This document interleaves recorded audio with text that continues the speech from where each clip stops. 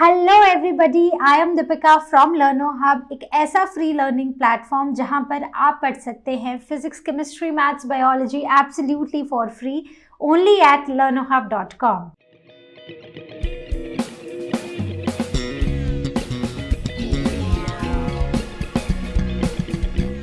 तो बच्चों, आज हम शुरू करने जा रहे हैं ईयर 2022 का टर्म 1 का पेपर। तो टर्म 1 के पेपर में टोटल थे 60 क्वेश्चंस और सभी क्वेश्चंस थे एमसीक्यू टाइप्स। तो आज हम उन सभी क्वेश्चंस को करेंगे डिस्कस। तो चलिए शुरू करते हैं अपने क्वेश्चंस के साथ।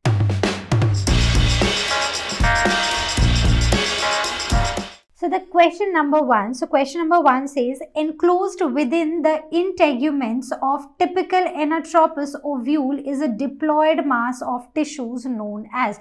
तो ये एक anatropous ovule है, ये है इसका chalazial end और ये है इसका micropylar end।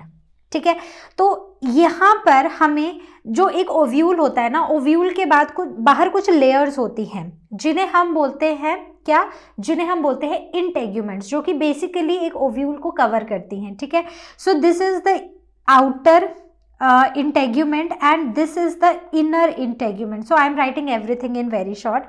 I know ये सारी लेबलिंग्स आपको क्लियर हैं। तो इसके अंदर ना ये जो मास ऑफ सेल्स होते हैं ना, जो एक डिप्लॉयड मास ऑफ सेल्स होते हैं, इनको क्या बोलते हैं? क्या इनको मेगास्पोर मदर सेल बोलते हैं? तो नहीं। क्या इनको न्यूसेलस बोलते हैं? तो यस। ये जो सेल्स होते हैं इन्हें बोलते हैं न्यूसेलस। ठीक है, ये जो सेल्स होते हैं ये डिप्लॉयड होते हैं and they have abundant food reserve, जिससे कि ये जो ग्रोइंग, जो डेवलपिंग एम्ब्रायो होता है उसको खूब सारा खाना मिलता है। So over here the correct option is going to be B. Now the question number 2 says the researchers the world over are trying to transfer apomictic genes to hybrid varieties as hybrid characters in the progeny। तो through out the world जितने भी researchers हैं वो ये चाह रहे हैं कि वो एपोमिक्टिक जीन्स जो हैं उनको हाइब्रिड वेराइटीज़ में ट्रांसफ़र कर दें। तो ये जो एपोमिक्टिक जीन्स हैं ये क्या होते हैं? बेसिकली एक फिनोमिना होता है apomixis, which is asexual form of reproduction. So it is asexual reproduction, जो कि मिमिक करता है जैसे कि वो एक सेक्सुअल रिप्रोडक्शन है, राइट? तो इससे क्या होता है? इससे सीड्स डेवलप होते हैं विदाउट फर्टिलाइजेशन। ठीक है, so without fertilisation seeds develop होते हैं, राइट? तो इसका एक ये फ़ायदा है कि जब हमें कोई हाइब्रिड वैरायटी चाहिए होती है ना, तो जो हमारे डिज़ायर्ड ट्रेट्स होते हैं ना, जब हम उसको किसी इंडिविजुअल में डाल देते हैं, अब गैमीट फॉर्मेशन के टाइम क्या होता है? गैमीट फॉर्मेशन के टाइम होती है मियोसिस, राइट? मियोसिस में हो जाती है इन सारे ये जो जीन्स है ना, इनकी हो जाती है सेग्रीगेशन, राइट? बट अगर हम apomictic genes in hybrid varieties में डाल देते हैं, ठीक है, जो हमारी हाइब्रिड वेराइटीज़ हैं उनमें हम एपोमिक्टिक जीन्स डाल देते हैं, तो क्या होगा? सीड्स बिना फर्टिलाइजेशन के बन जाएंगे और वहाँ पर जो हाइब्रिड कैरेक्टर्स हैं प्रोजेनी से, वो सेग्रीगेट भी नहीं होंगे। So over here the correct option is going to be B. Now the question number 3 says that the aquatic plant having long and ribbon-like pollen grain is। तो वो aquatic plant जिसके pollen grains long होते हैं और ribbon की तरह होते हैं, वो कौन से होते हैं? तो जो aquatic plants होते हैं ना, उनका most of the aquatic plants, उनकी जो पॉलिनेशन होती है तो वो पॉलिनेट किए जाते हैं थ्रू वाटर। ठीक है, तो पॉलिनेशन जो होती है इनकी मोस्टली वाटर से होती है, लेकिन अलग अलग जो एक्वेटिक प्लांट्स होते हैं उनकी पॉलिनेशन के तरीके अलग अलग होते हैं। जैसे कुछ ऐसे प्लांट्स होते हैं जैसे वेलिसिनेरिया है, ठीक है, वो क्या करते हैं? वो पानी के सरफेस से ऊपर आ जाते हैं, ठीक है, फ्लावर्स जो हैं they emerge above the surface of water और वहाँ पर आके इंसेक्ट्स उनको पॉलिनेट करते हैं।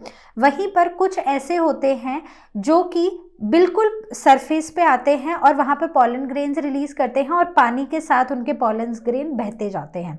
अब कुछ ऐसे होते हैं जैसे ज़ोस्टेरा, तो ज़ोस्टेरा जो होता है वो पानी के अंदर ही रहते हैं, they remain submerged under water, और जब वो पॉलन ग्रेन्स को रिलीज करते हैं तो उनके पॉलन ग्रेन्स होते हैं long and ribbon like. Clear? So the correct option over here is going to be D. Now talking about question number 4. So question number 4 says a typical dicotyledonous embryo, the portion of embryonal axis above the level of cotyledon is. तो ये है एक dicot embryo. क्या है ये है एक dicot embryo, ठीक है। इस डायकॉट एम्ब्रायो की ये हो गई एम्ब्रायोनल एक्सिस, राइट। तो इसमें ये जो दो हैं, दीज आर द कॉटिलिडन्स, ठीक है। कॉटिलिडन के नीचे हाइपोकोटाइल है जहां से रेडिकल इमर्ज होती है, और कॉटिलिडन्स के ऊपर है प्लिम्यूल, ठीक है। और बेसिकली ये वाला जो पोर्शन होता है इसे हम बोलते हैं एपिकोटाइल, ठीक है। और एपिकोटाइल से इमर्ज होता है plumule. So the portion of embryonal axis above the cotyledon is C, that is epicotyl. देखते हैं question number 5 from term 1. So the question is to overcome incompatible pollinations so as to get desired hybrids a plant breeder must have a knowledge of.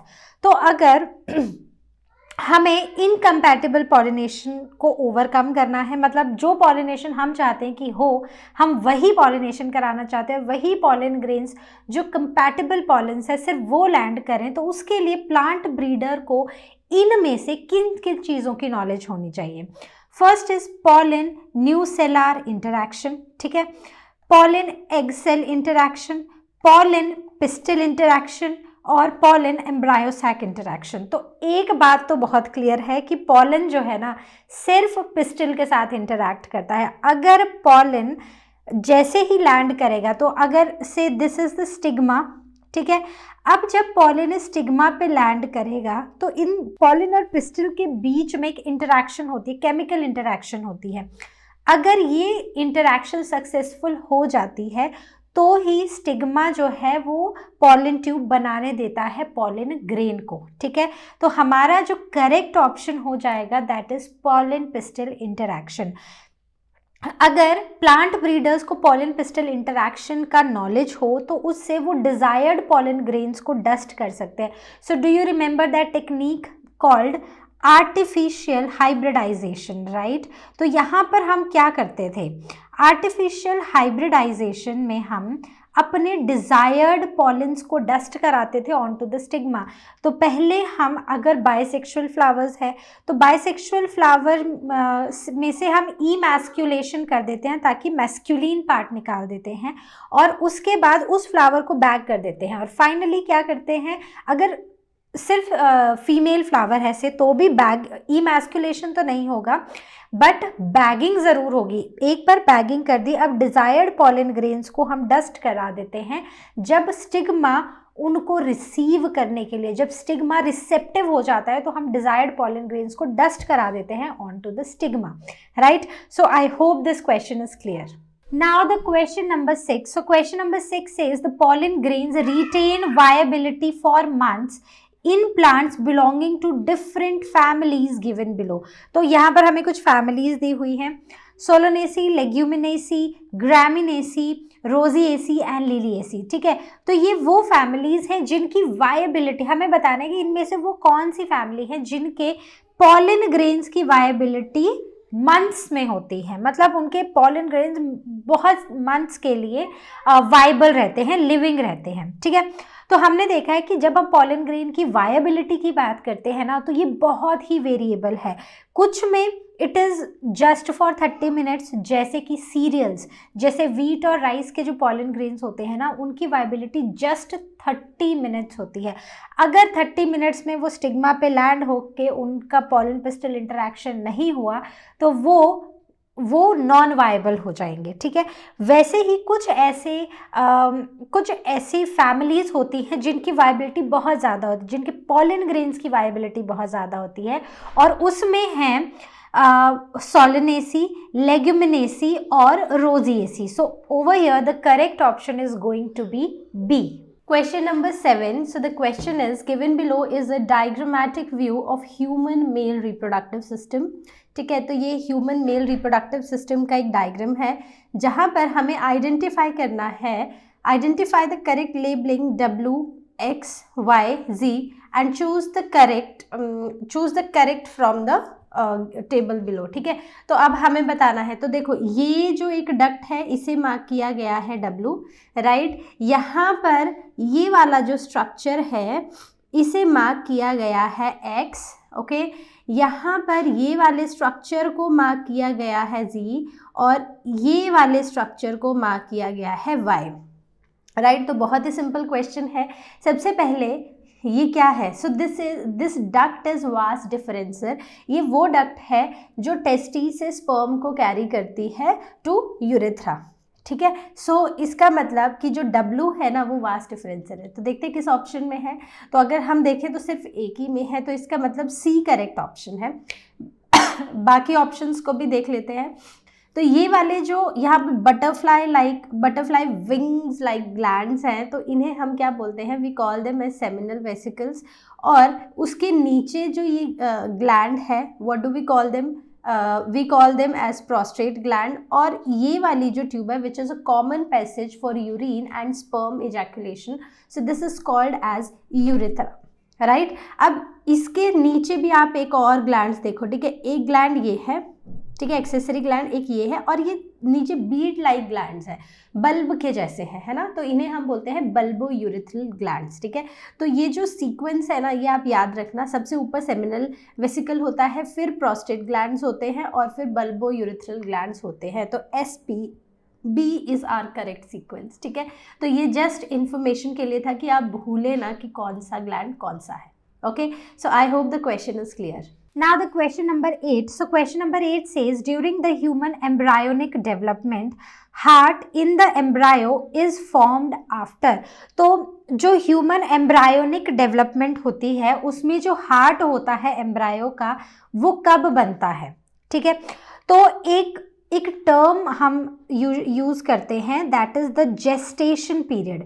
ये वो time होता है कि जब एक female pregnant होती है तब से लेके जब वो एक बेबी को डिलीवर करती है. ठीक है, फर्टिलाइजेशन से पार्टुरेशन तक के बीच में जो पीरियड होता है, और ह्यूमंस में ये होता है 9 मंथ्स का.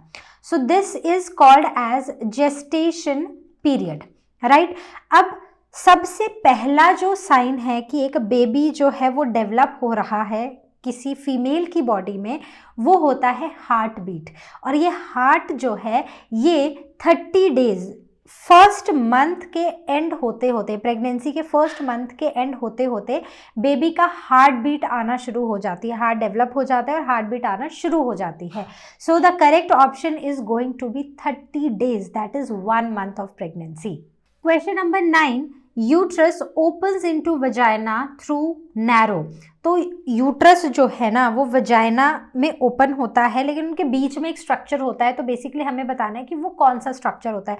So that narrow structure, what is it called, right. तो अगर हम बात करें तो अगर ये यूट्रस है, ठीक है, उसके बाद एक नैरो स्ट्रक्चर आता है और फिर आता है वजाइना, राइट.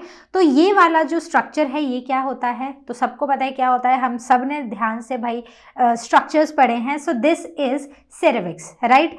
तो जो यूट्रस होता है उसे एक और नाम भी दिया जाता है जो आप याद रखेंगे, दैट इज वोम. तो वोम भी एग्जाम में वोम के ऊपर भी क्वेश्चन आ सकता है. So that is nothing other than the uterus. ठीक है, अब ये जो सेरेविक्स होता है और विजाइना होता है, ये दोनों एक साथ मिलके क्या बनाते हैं? सो दे मेक बर्थ कैनाल. ठीक है, वो जगह जहाँ से यूट्रस में बेबी डेवलप होता है और सर्विक्स देन विजाइना के थ्रू बेबी निकल के बाहर आता है. So this is called as birth canal. So over here the correct option is going to be C. तो चलिए शुरू करते हैं next question. So the question number 10 is in the transverse section of young anther shown below identify the correct sequence wall layers from outside to inside. तो ये क्या है? It is a structure of microsporangium. ठीक है, microsporangium जहाँ पर क्या बनता है, जहाँ पर बनते हैं पॉलन ग्रेन्स, राइट. तो ये यहाँ पर लेबलिंग में कुछ गड़बड़ थी, ठीक है, मतलब ओरिजिनल क्वेश्चन पेपर से लेबलिंग यहाँ पर अलग थी तो इसलिए मैंने इसे चेंज किया है। So basically this one is fourth, ठीक है, ये है फोर्थ। तो ये सबसे बाहर वाली जो लेयर होती है उसे हम क्या बोलते हैं, we call it as what, epidermis. सबसे बाहर वाली लेयर को क्या बोलते हैं, एपिडर्मिस, राइट। तो देखो कहाँ पर है, फोर्थ में एपिडर्मिस, सो यहाँ पर है और यहाँ पर भी है, तो इसका मतलब कि ए और सी गलत हो गए, ठीक है, तो बी और डी में से कोई करेक्ट होगा। देन ये वाली लेयर, एपिडर्मिस के जो अंदर वाली लेयर होती है हम उसे क्या बोलते हैं, we call it as endothecium. तो देखो फर्स्ट में एंडोथीशियम कहाँ पर है, तो अगर हम देखें तो डी में है एंडोथीशियम, तो इसका मतलब बी भी हो गया इनकरेक्ट। अब बाकी दो भी देख लेते हैं, दिस इज सेकेंड, ठीक है। तो एंडोथीशियम के से अंदर की तरफ हम जाएं तो क्या मिलेगा हमें मिलेंगी middle layers, right. So 2 is middle layers, और उसके भी अंदर अगर हम जाएं तो ये वाली कौन सी लेयर होती है, सो दिस इज टेपिटम। तो जो बाहर वाली 3 लेयर्स होती है ना, एपिडर्मिस, एंडोथीशियम और मिडल लेयर, ये तीनों लेयर्स का काम होता है प्रोटेक्शन प्रोवाइड करना, और वहीं पर टेपिटम का काम होता है डेवलपिंग जो पॉलन ग्रेन्स होते हैं उनको नरिशमेंट प्रोवाइड करना, ठीक है। So I hope this is clear. Question number 11 says the floral rewards provided by insect pollinated flowers to sustain animal visit। तो वो फ्लावर्स जिनको पॉलिनेट करने के लिए इंसेक्ट्स आते हैं, जिनकी पॉलिनेशन सिर्फ इंसेक्ट्स करते हैं, तो वो उनको रिवॉर्ड्स क्या देते हैं, ठीक है। तो अगर ऐसी छोटा सा एग्जांपल लें, तो अगर मैं आपको बोलूं कि मेरा ये काम कर दो, इसके बदले आपको एक चॉकलेट मिलेगी, ठीक है, कि जल्दी से आपका फ्रेंड बोल दे कि मेरी ना ये असाइनमेंट कर दे, इसके बदले मैं तुझे चॉकलेट दूंगा। So what is that chocolate, that chocolate is a reward, right. तो ऐसे ही जो फ्लावर्स होते हैं वो इंसेक्ट्स को क्या रिवॉर्ड देते हैं, तो वो इंसेक्ट को एक चीज़ जो देते हैं दैट इज़ नेक्टर, और दूसरी चीज़ वो साथ में क्या लेके जाते हैं, साथ में नेक्टर के साथ साथ वो लेके जाते हैं पॉलन ग्रेन्स। अब जब ये इंसेक्ट किसी और फ्लावर पे जाके बैठता है तो पॉलन ग्रेन्स जो हैं उस फ्लावर के स्टिग्मा पे ट्रांसफर कर देता है, ठीक है। So what do, they what are the floral rewards, so they are nectar and pollen grains। So the correct option is going to be B. Now the question number 12, the cause of Klinefelter syndrome in humans is। तो ये Klinefelter जो syndrome है ये क्यों होता है, तो ये यूजुअली देखा गया है मेल्स में। ये होता है क्लेनफेल्टर सिंड्रोम, किस में होता है, ये ह्यूमन मेल्स में देखा गया है, जहाँ पर सेक्स क्रोमोसोम में एक एक्स्ट्रा कॉपी आ जाती है एक्स क्रोमोसोम की, ठीक है।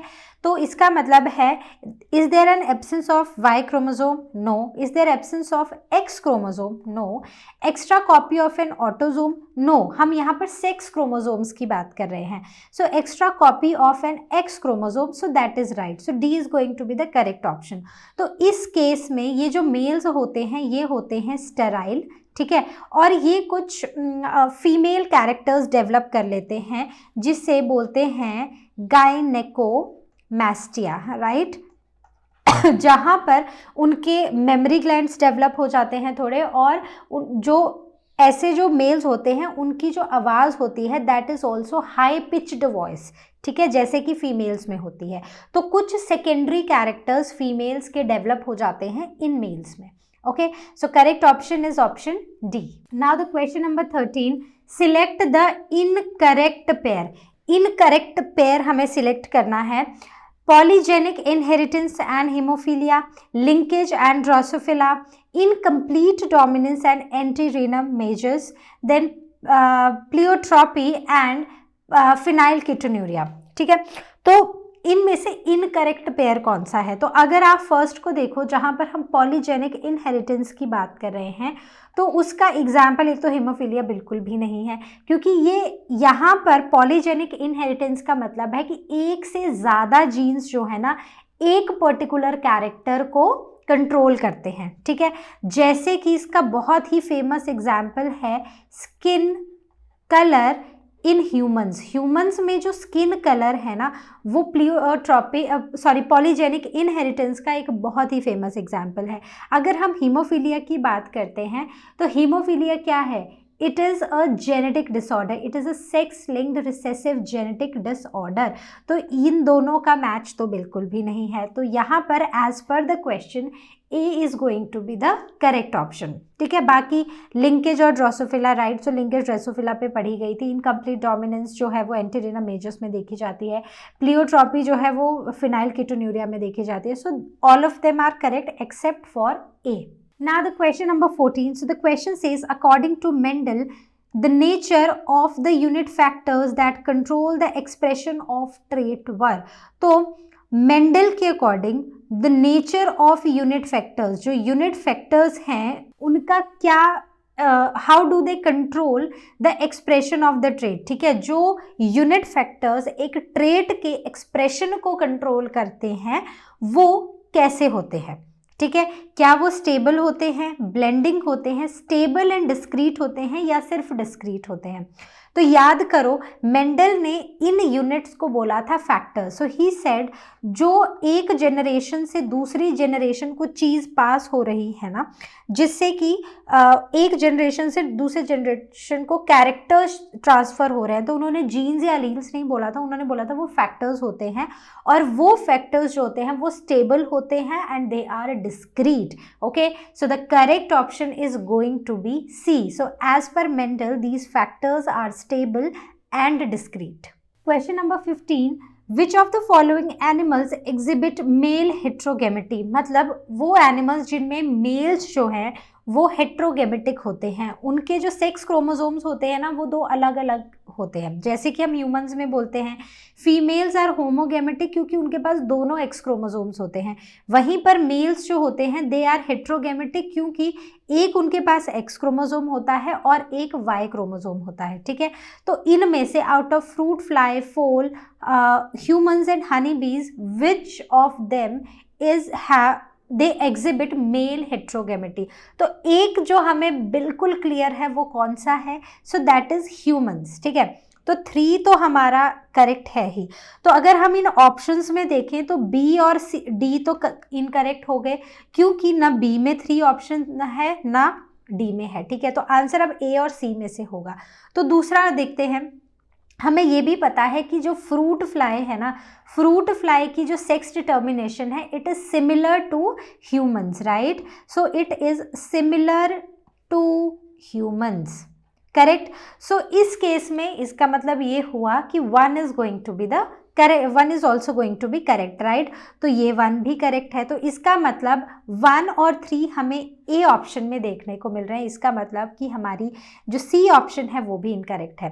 एक बार देख लेते हैं फोल, मतलब कि हम बर्ड्स की बात कर रहे हैं।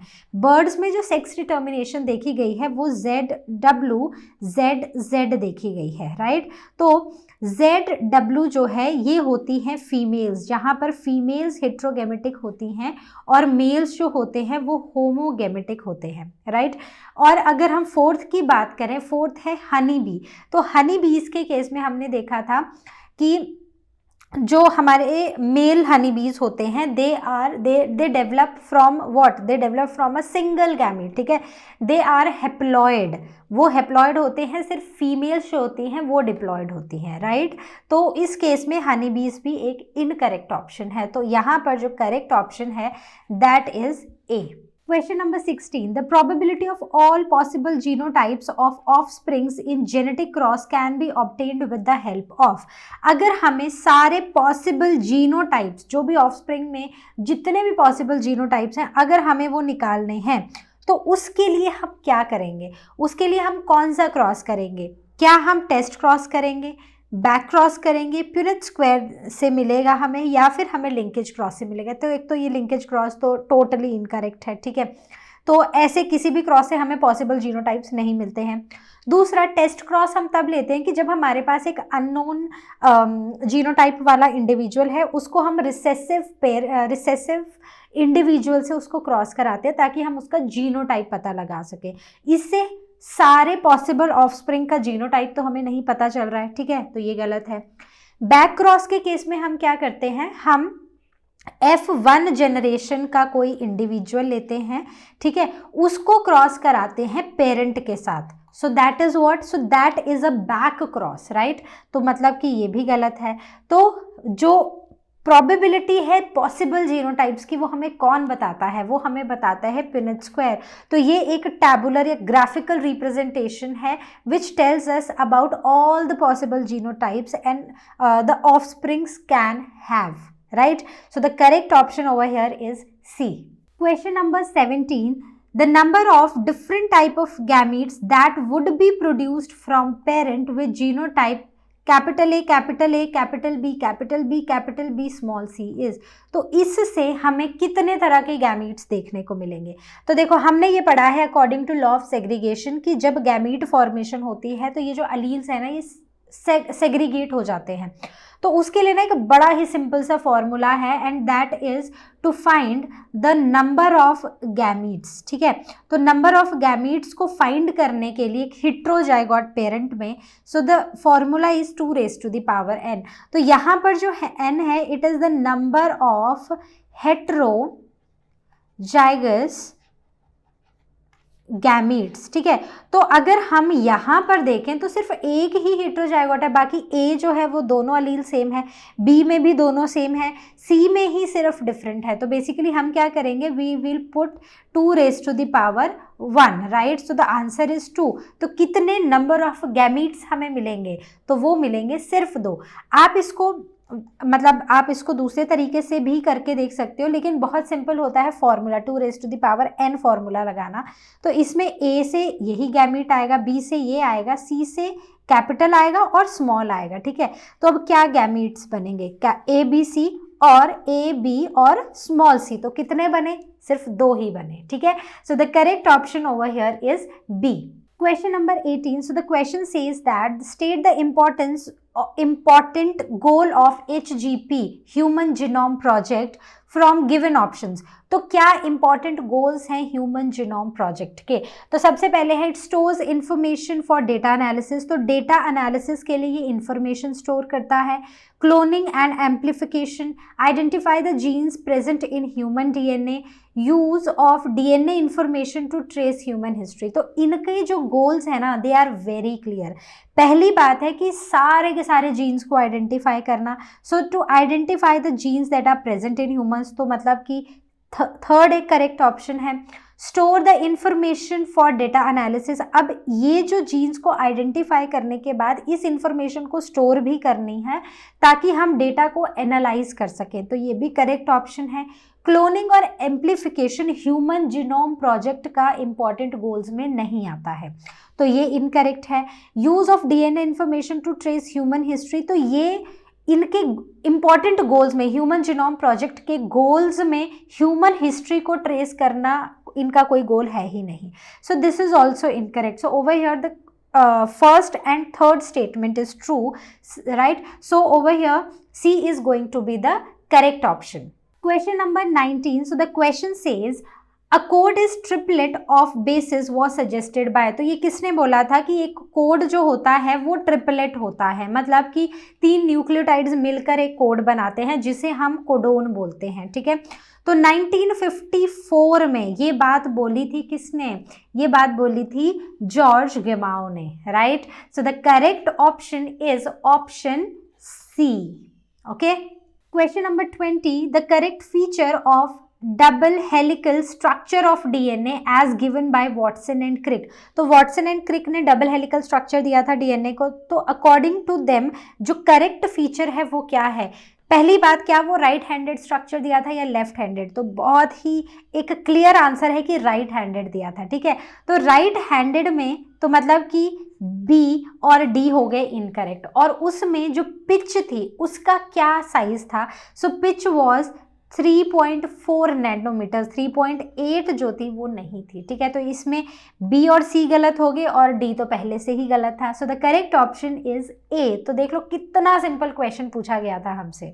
Question number 21 says charging of tRNA during translation is necessary for. तो ये जो टीआरएनए की चार्जिंग है ना ये क्यों ज़रूरी होती है ट्रांसलेशन में? तो ट्रांसलेशन क्या होता है? जब एमआरएनए से प्रोटीन्स बनते हैं। प्रोटीन्स कैसे बनते हैं? प्रोटीन्स बनते हैं जब अमाइनो एसिड्स मिलकर एक चेन बना देते हैं, तो उस चेन को हम प्रोटीन चेन बोलते हैं।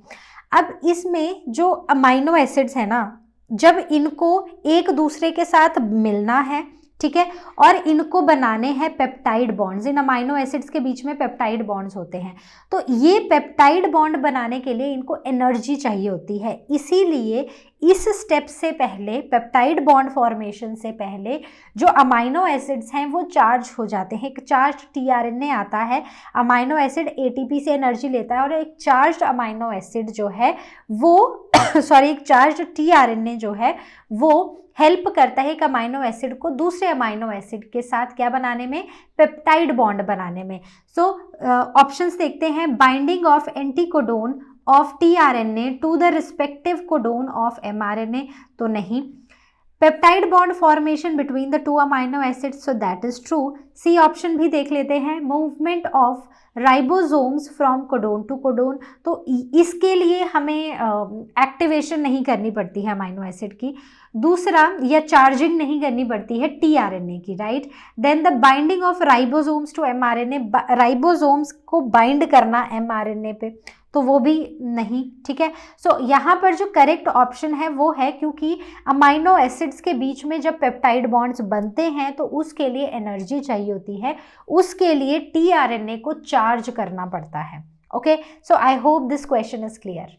Question number 22, if E. coli were allowed to grow in a culture medium for 80 minutes by Michelson and Stahl in their experiments, the portion of light and hybrid density of DNA would be।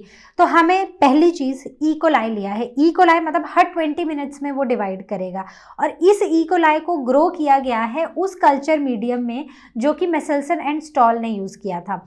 तो याद करो कैसा था, एक था heavy isotope वाला, nitrogen का एक हैवी आइसोटोप था, एक था light. So N15 was the heavy one and N14 was the light one।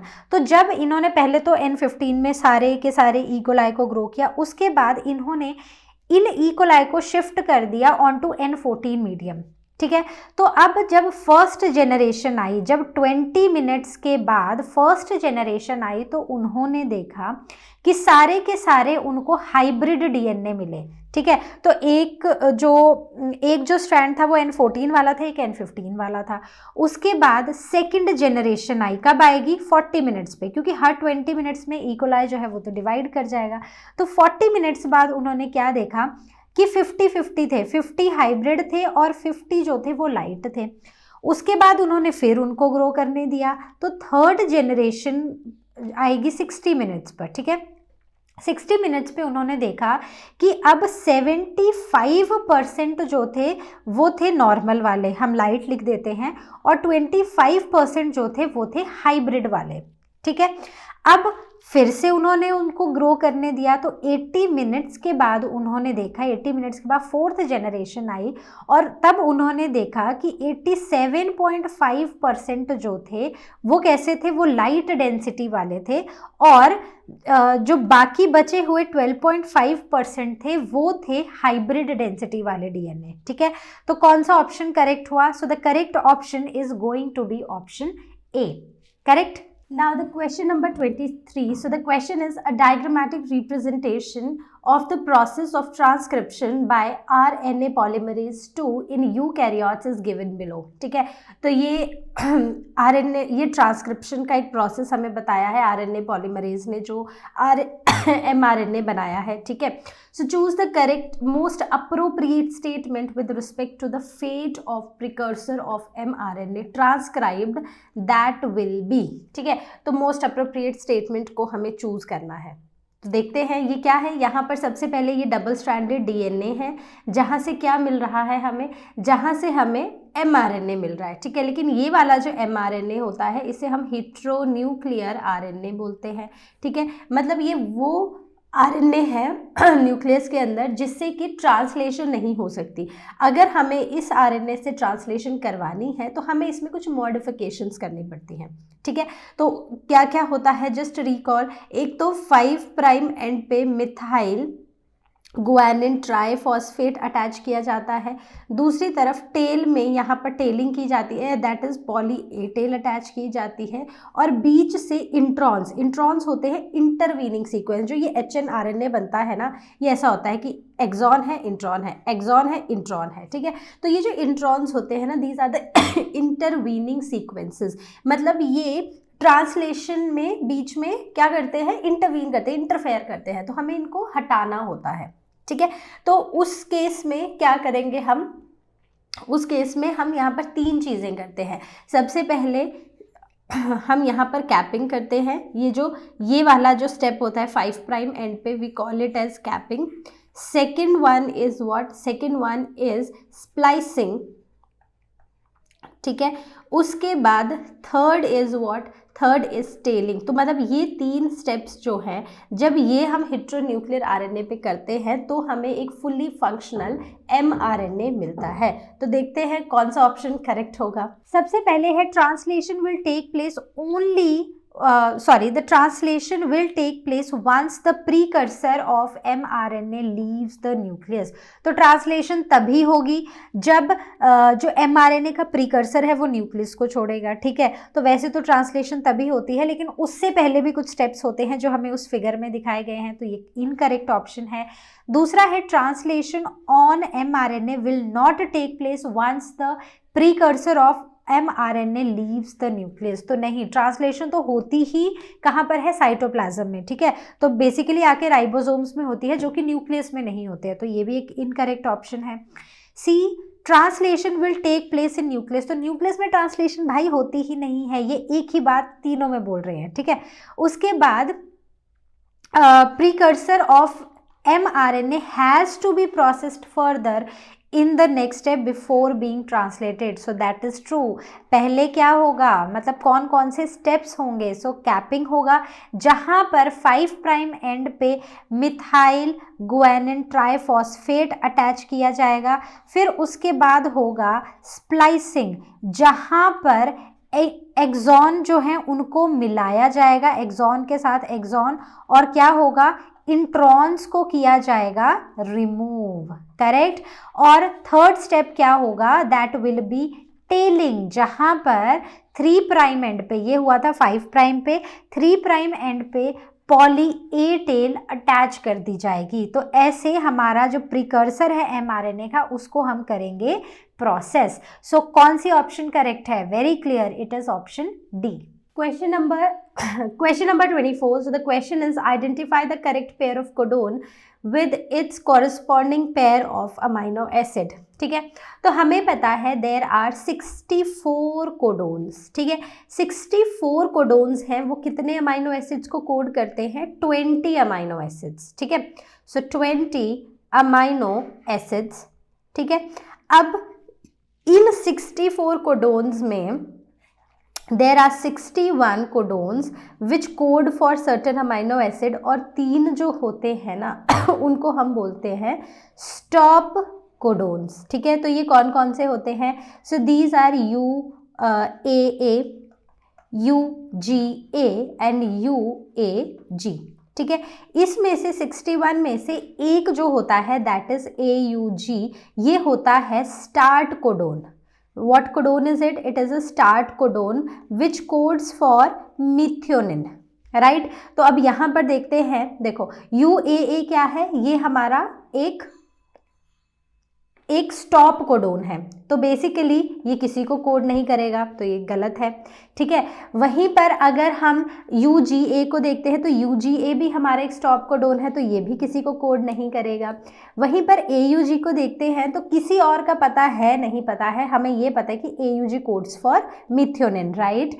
तो ये भी गलत है क्योंकि यहाँ पर हिस्टिडीन लिखा है। So automatically the option that will B correct is UUU, ठीक है। वैसे ये आपको पता होना चाहिए, लेकिन अगर नहीं भी पता है तो ये भी एक तरीका है एक करेक्ट ऑप्शन को निकालने का। सो UUU codes for phenyl alanine, right. So D will be the correct option. Question number 25 assertion and reason based question है. सबसे पहले है very often person suffering from sexually transmitted diseases do not go for timely detection and proper treatment. तो अगर कोई भी इंसान है जिसको सेक्सुअली ट्रांसमिटेड डिजीजेस के सिम्टम्स आते हैं हमारी सोसाइटी में, तो वो ना डॉक्टर के पास जाता ही नहीं है अर्ली ट्रीटमेंट के लिए. ठीक है, इसका रीजन ये दिया है कि देयर इज एब्सेंस और less significant symptoms in the early stages. एक तो अर्ली स्टेजेस में ना या तो सिम्टम्स होते नहीं हैं या फिर बहुत ही कम दिखाई देने वाले सिम्टम्स होते हैं जिनको यूजुअली लोग इग्नोर कर देते हैं. And there is a social stigma which is attached to the disease, so that is true. तो इसका मतलब है कि ए भी ट्रू है, बी भी ट्रू है. और अगर हम बात करें दोनों के आपस में रिलेशन की, तो जो असर्शन है, असर्शन का जो रीजन दिया गया है दैट इज कंप्लीटली ट्रू. तो उस केस में both A and R are true. R is the correct explanation of A. ठीक है, तो I hope the question is clear. Question number 26, assertion says vasectomy is a sterilization procedure. So that is true. Advised for females as a terminal method. ठीक है, तो ये sterilization procedure तो है, terminal method भी है, लेकिन ये होता है मेल्स के लिए, नॉट फॉर फीमेल्स. तो इसका मतलब क्या हुआ? इसका मतलब हुआ कि हमारा असर्शन गलत है. ठीक है, तो ये स्टेटमेंट एक तरह से गलत है. Reason says in vasectomy small part of vas deferens is removed and blocked by blocking the gamete transport, therefore preventing the conception. तो ये बात सही है. ठीक है, तो यहाँ पर वैसेक्टोमी में वैस डिफरेंसर का ना जो ये जो डक्ट होती है ना, इनको कट करके टाई कर दिया जाता है ताकि जब टेस्टिस से स्पर्म्स रिलीज हों तो वो आगे इस वास डिफरेंसेस कट पोर्शन से आगे ट्रांसफ़र ही ना हो. अब जब गैमीट्स ही ट्रांसफ़र नहीं होंगे तो फर्टिलाइजेशन होगी ही नहीं, फीमेल प्रेग्नेंट होगी ही नहीं. Right, so over here this statement is true but this statement is wrong. Right, it is false. तो उस केस में हमारी जो डी ऑप्शन है वो सही बैठती है. A is false but R is true. Assertion false है लेकिन रीजन हमारा सही है. Question number 27, assertion and reason. So assertion is interstitial space outside the seminiferous tubules have blood vessels and Sertoli cells. तो जो सेमिनिफेरस टिब्यूल के बाहर interstitial spaces होते हैं वहाँ पर सर्टोली सेल्स होते हैं और वहीं पर ब्लड वेसल्स होती हैं. तो नहीं, सेमिनिफेरस टिब्यूल्स के अंदर सर्टोली सेल्स होते हैं. ठीक है, तो ये ऑप्शन हो गई इनकरेक्ट. रीजन से Sertoli cells provide nutrition to the germ cells, so that is true. Sertoli cells का क्या काम है? वो जो स्पर्मेटोसाइट, जो स्पर्मेटिड्स बन रहे होते हैं उनको न्यूट्रिशन प्रोवाइड करती है. सो ये स्टेटमेंट हो गई करेक्ट. तो अगेन कौन सी स्टेटमेंट हमारी करेक्ट है, कौन सी ऑप्शन हमारी करेक्ट है? So that is A is false and R is true. So D is going to be the correct option. Question number 28, again assertion reason. So assertion says accumulation of phenylalanine in the brain results in mental retardation in phenylketonuria, right? तो जब किसी इंसान के brain में phenylalanine which is an amino acid ये accumulate हो जाता है, उससे mental retardation देखी गई है उन इंडिविजुअल्स में. ठीक है, तो रीज़न क्या बोलता है? ये बात सही है. ठीक है, रीजन क्या बोलता है? रीजन बोल रहा है कि affected person lacks phenylalanine which is therefore not converted to tyrosine. तो जो रीजन है ना वो एक तरह से गलत है. ठीक है, तो होता क्या है कि ये जो इंडिविजुअल्स होते हैं ना जिनको फिनाइल कीटोन्यूरिया होता है, ये कैसे होता है, मतलब ये डिजीज़ कैसे होती है? जब एक म्यूटेशन हो जाती है एक जीन के अंदर जिसकी वजह से फिनाइल एलानाइन हाइड्रोक्सिलेज, ठीक है, फिनाइल एलानाइन हाइड्रोक्सिलेज एंजाइम जो है वो नहीं बनता है. अगर ये एंजाइम नहीं बनेगा तो क्या नहीं होगा? तो फिनाइल एलानाइन जो अमाइनो एसिड है वो टायरोसिन में कैटालाइज नहीं होगा. करेक्ट, तो उसकी वजह से ये बीमारी होती है. तो अगर हम इस क्वेश्चन को देखें और जो ऑप्शंस है उनमें देखें तो ए असर्शन सही है पर रीजन गलत है. So C is going to be the correct option in this case. Question number 29. So the question says choose the correct option for the features of functional mammary gland of all the female mammals from the statement below. ठीक है, तो ये हमारी statements हैं, तो हमें mammary glands के correct statements को आइडेंटिफाई करना है. सबसे पहले है कि मेमरी ग्लैंड्स जो हैं वो क्या हैं, वो ग्लैंडुलर टिश्यूज़ हैं with variable amount of fat. तो ये बात सही है, इनको हम ब्रेस्ट भी बोलते हैं, और ये मॉडिफाइड स्वेट ग्लैंड्स होते हैं जो कि पेयर्ड स्ट्रक्चर्स होते हैं, ग्लैंडुलर टिश्यू से बने होते हैं, और इनमें वेरिएबल अमाउंट ऑफ फैट होता है. तो इसका मतलब है कि फर्स्ट वाली स्टेटमेंट सही है. Then mammary lobes 30 to 40 in number called alveoli. तो इसमें मेमरी लोब्स होती हैं 15 to 20. ठीक है, और ये जो मेमरी लोब्स होती हैं ग्लैंडुलर टिश्यू बनाती हैं, और ये जो ग्लैंडुलर टिश्यू होता है इसमें cluster of milk secreting structures होते हैं जिन्हें हम एल्वियोलाई बोलते हैं, लेकिन वो 30 to 40 नहीं होते हैं नंबर में. तो ये ऑप्शन हो गई incorrect. Then mammary ducts joining to form mammary tubules. तो नहीं, वो लेक्टिफेरस टिब्यूल्स होती हैं. ठीक है. Then mammary ampulla, it is connected to lactiferous duct, जहां से मिल्क जो है वो सक करता है एक baby. Right, so this is again a correct option. तो अगर हम इनको देखें तो यहाँ पर ऑप्शन 1 और ऑप्शन 4 सही हैं. तो मतलब statement 1 and statement 4 are correct. So according to that which of the option is correct? So option C is going to be the correct one. Now the question number 30. So the question is, which condition of gynoecium, that is pistil, is shown in the figures 1 and 2? तो ये वाली जो हमारी figure है, this is 1 and this figure is 2. ठीक है, तो बताओ कौन कौन सी सिचुएशंस हैं. अगर हम यहाँ पर देखें ना, हमारे पास यहाँ पर मल्टीपल कार्पल्स हैं. ठीक है, तो ये देखो, एक कार्पल ये है.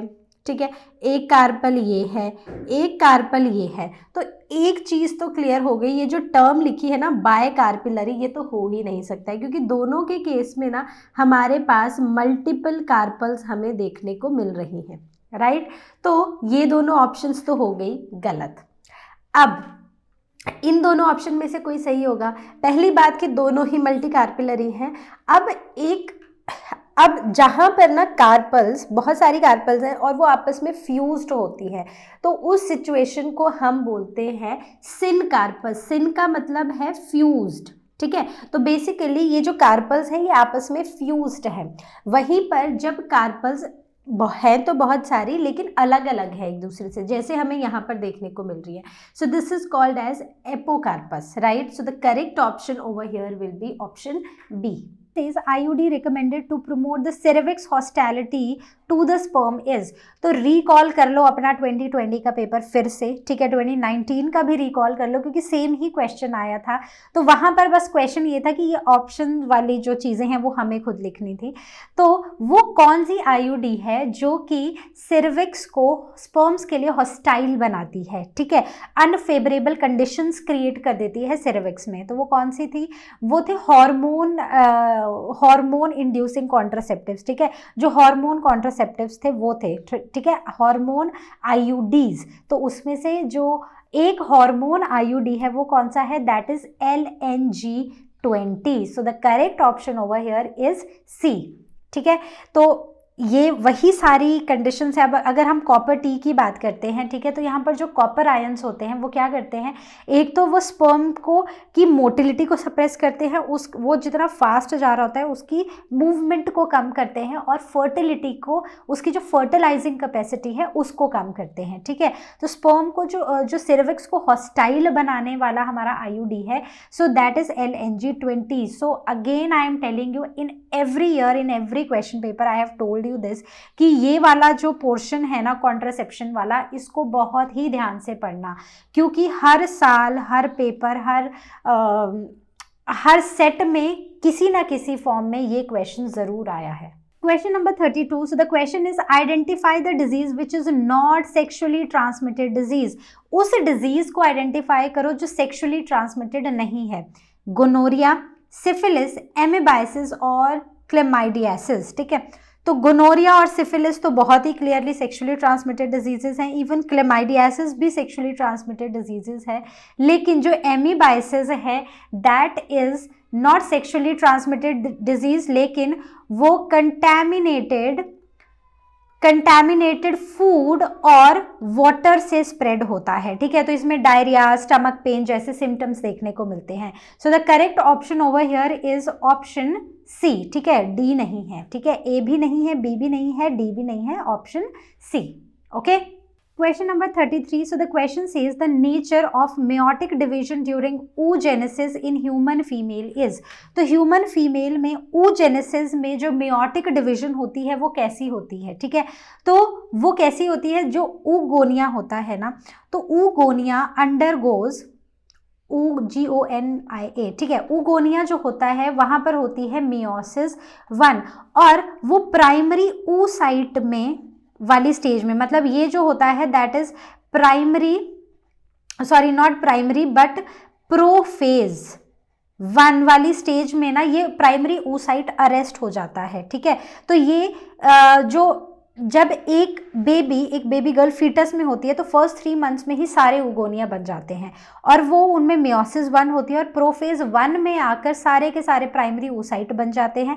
प्राइमरी oocyte जो है वो वहीं पर अरेस्ट हो जाते हैं, वहीं पर इनकी जो लाइफ साइकिल जो सेल डिविजन है वो वहीं पर अरेस्ट हो जाती है, और फाइनली जब फर्स्ट मेंस्ट्रुअल साइकिल आती है तो एक oogonia जो है वो फर्दर डिवाइड करना शुरू करता है, उसमें फर्दर meiosis होती है, और फाइनली उसी से अब हर एक महीने, ठीक है, every month 1 primary oocyte mature और एक ओवम रिलीज होता है, ठीक है, तो ऐसी साइकिल जहां पर जो सेल डिवीजन है ना वो बहुत लंबी होती है, मतलब सेल्स जो हैं वो एक स्टेज पर अरेस्ट हो जाते हैं, तो ऐसी सेल डिवीजन को हम बोलते हैं सस्पेंडेड सेल डिवीजन, ठीक है, रैपिड तो बिल्कुल नहीं है, कॉन्टिन्यूसली भी नहीं हो रही है, इक्वल सेल डिवीजन भी नहीं है, what is it, it is suspended cell division. Now the question number 34, so the question is choose the correct labelings of the part X, Y and Z in the given figure of the stages of embryo development in dicot। तो देखो ये हमें दी गई है, यहाँ पर ये है हमारा Y, ठीक है, ये Y है, ये वाला पोर्शन हमें Z बोला है, और ये जो दोनों है इन्हें X बोला है, तो हमें इनको मार्क करना है, ठीक है, तो ये एम्ब्रायो डेवलपमेंट की स्टेजेस हम पढ़ रहे हैं। यहाँ पर ये वाला जो एम्ब्रायो डेवलपमेंट होता है इसे हम बोलते हैं ग्लोबुलर एम्ब्रायो, ठीक है, क्या बोलते हैं, ग्लोबुलर एम्ब्रायो। ये वाला ये देखो नीचे छोटा सा क्यूट सा हार्ट बन रहा है, so this is called as heart shaped embryo, ठीक है।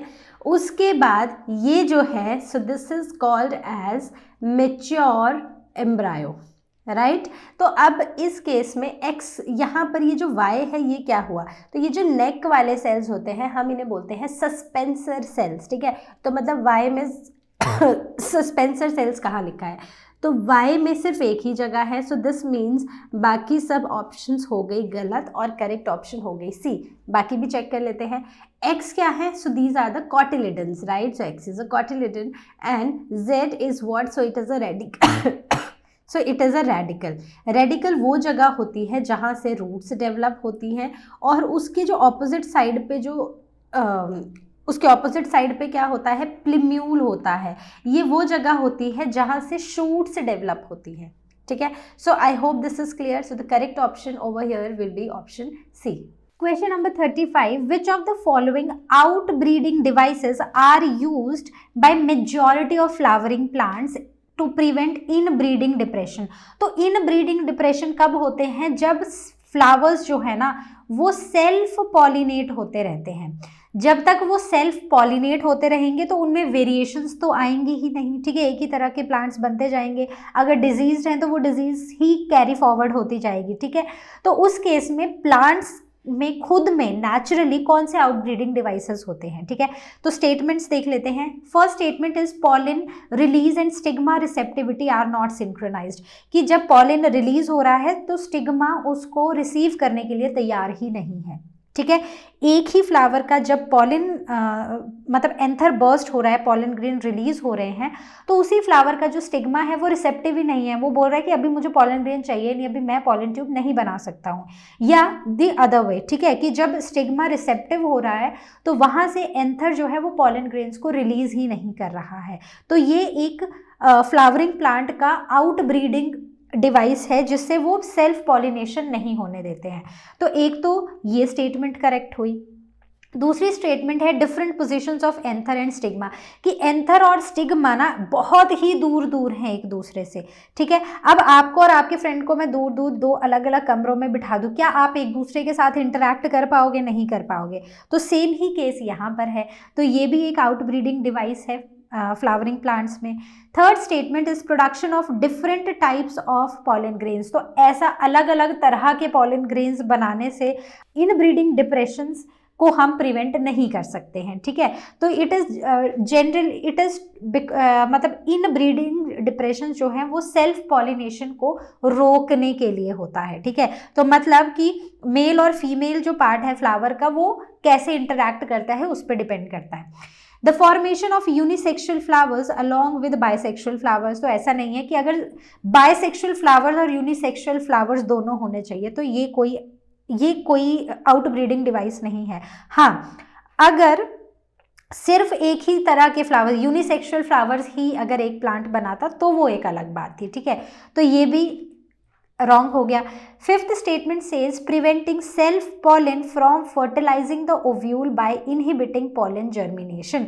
तो जो सेल्फ पॉलिनेशन है, ठीक है, उसको प्रिवेंट करना है, मतलब पॉलिनेशन को सेल्फ पॉलन अपने ही पॉलन को प्रिवेंट करना है ताकि वो ओव्यूल को फर्टिलाइज ना कर दे बाय इनहिबिटिंग पॉलन जर्मिनेशन। कि अगर मान लो एक ही टाइम पर स्टिग्मा भी रिसेप्टिव हो गया, पॉलन ग्रेन भी रिलीज हो गया और पॉलन ग्रेन यहाँ पर लैंड हो गया, तो ये जो स्टिग्मा है ना, ये इसको क्या नहीं करने देगा, ये इसको पॉलन ट्यूब नहीं बनाने देगा, ठीक है।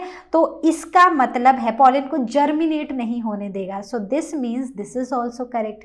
तो 2 and 5 स्टेटमेंट्स आर करेक्ट। तो बताओ कौन सा ऑप्शन करेक्ट हुआ? सो ऑप्शन करेक्ट जो है वो है option A. Question number 36. So the question is histone proteins that help in forming nucleosomes in the nucleus are rich in basic amino acids such as। तो जो histone proteins होते हैं, कहाँ पढ़े हिस्टोन प्रोटीन्स? डीएनए है। DNA जो है वो कॉइल्ड होता है कुछ अमाइनो एसिड्स के, कुछ प्रोटीन्स के अराउंड, और ये जो प्रोटीन्स होते हैं ये कुछ अमाइनो एसिड से बनते हैं, ठीक है। तो अब डीएनए कैसा है? हमारा जो डीएनए है दैट इज नेगेटिवली चार्ज्ड, ठीक है। वहीं पर इसका मतलब है कि अगर ये जो डीएनए है अगर ये कुछ प्रोटीन्स के अराउंड रैप कर रहा है तो इसका मतलब है कि ये जो प्रोटीन्स है ये पॉजिटिवली चार्ज्ड होंगे, ठीक है। सो वही कि positive negative attracts each other, right. तो उस केस में इसका मतलब है कि हम कैसे अमाइनो एसिड्स की बात कर रहे हैं?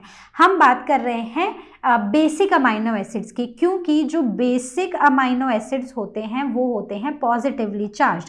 तो कुछ बेसिक अमाइनो एसिड्स जैसे कि आर्जिनिन और लाइसिन जो हैं वो अमाइनो एसिड के रेजिड्यूज जो हैं वो सारे इकट्ठे होते हैं और वो मिलकर एक हिस्टोन ऑक्टामर बना देते हैं, एक पॉजिटिवली चार्ज्ड मॉलिक्यूल जिसके अराउंड नेगेटिवली चार्ज्ड डीएनए जो है वो कॉइल हो जाता है। So the correct option here is option C. Question number 37। In Pisum sativum, हम यहाँ पर किसकी बात कर रहे हैं? पी प्लांट की। द फ्लावर पोजिशन में बी एक्सियल जिसका अलील है कैपिटल ए, या फिर टर्मिनल भी हो सकती है जिसका अलील है small A. So what would be the percentage of offspring with respect to axial flower position if a cross is made between the parents capital A small a and small a, ठीक है। एक heterozygous और एक recessive homozygous parent के बीच में अगर cross होता है तो हमें एक्सियल पोजीशन की क्या परसेंटेज देखने को मिलेगी इन ऑफस्प्रिंग, ठीक है। तो देखो पेरेंट्स क्या हैं? Capital A small A and small A, तो ये हो गई पेरेंटल जेनरेशन। तो इससे जो गैमीट्स बनेंगे वो क्या होंगे? कैपिटल ए स्मॉल ए और यहाँ से स्मॉल ए, ठीक है। तो अब अगर हम इसकी F1 जेनरेशन को देखते हैं तो हमें कैसे ऑफस्प्रिंग मिलेंगे? तो चलो यहाँ पर बना देते हैं गैमीट्स, ठीक है। तो ये हो गए हमारे इन पेरेंट्स के गैमीट्स। तो यहाँ पर क्या होगा? Capital A small A, small A small A, capital A small A, small A small A. अब हमें पता है कि जो कैपिटल अल्फाबेट है ना वो रिप्रेजेंट करता है डोमिनेंट ट्रेट को। तो इसका मतलब हुआ कि एक्सियल जो है वो एक डोमिनेंट ट्रेट है, ठीक है। तो यहाँ पर हमसे पूछा था कि एक्सियल फ्लावर्स की पोजीशन की परसेंटेज क्या रहेगी ऑफस्प्रिंग में। तो F1 जनरेशन में एक्सियल फ्लावर की जो परसेंटेज है, जो पोजीशन है, वो 50% जो फ्लावर्स हैं वो एक्सियल पोजीशन पे रहेंगे और 50 जो हैं वो रहेंगे टर्मिनल पोजीशन पे। So the correct option will be option B. Question number 38. So the question is, in humans, rolling of tongue is an autosomal dominant trait. ठीक है, तो rolling of tongue का जो allele है that is capital R. In family, both the parents have the trait of rolling tongue. तो मतलब दोनों जो parents हैं ना वो अपनी tongue को roll कर लेते हैं, लेकिन daughters में ना ये trait नहीं दिखाई गया, वहीं पर son में ये trait देखने को मिला. So the genotype of the family would be, तो ये जो फैमिली है ना इनका जीनोटाइप कैसा होगा, फादर मदर डॉटर सन, ठीक है। तो कैपिटल आर और जो है वो एक डोमिनेंट ट्रेट है, ठीक है। सो it is basically capital R. अगर वो टंग रोल कर पा रहा है तो इसका मतलब कि एक अलील जो है ना उसमें वो है कैपिटल आर, ठीक है, और दूसरा होगा स्मॉल आर। तो इसका मतलब यही हुआ कि कुछ बच्चों में ये ट्रेट देखने को मिल रहा है, कुछ में नहीं है।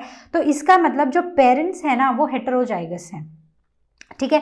तो अब यहाँ पर जो हमारा, अगर हम छोटा सा एक पेनेट स्क्वायर बना लेते हैं तो यहाँ पर गैमीट्स यही आएंगे हमारे, कैपिटल आर स्मॉल आर दोनों के केस में।